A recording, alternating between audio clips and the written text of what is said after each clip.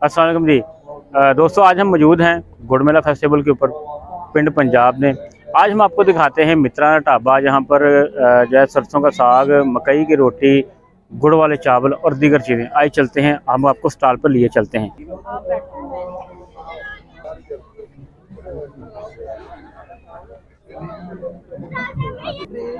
यहाँ पर है ढाबा मित्रा का खसूसी स्पेशल ऑफर है। सरसों का साग है, मकई और बाजरे की रोटी है, लस्सी है, गुड़ वाले चावल हैं, स्पेशल कैनवा खीर है, मुर्ग का शोरबा है कि क्या देते हैं।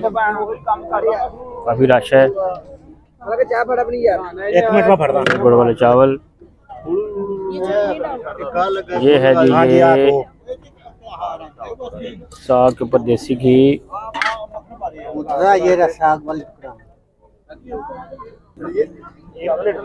देखो जी मिसी रोटी और अच्छे बन रही है ये मकई की रोटी। अच्छा मकई कौन सी है देखते हैं।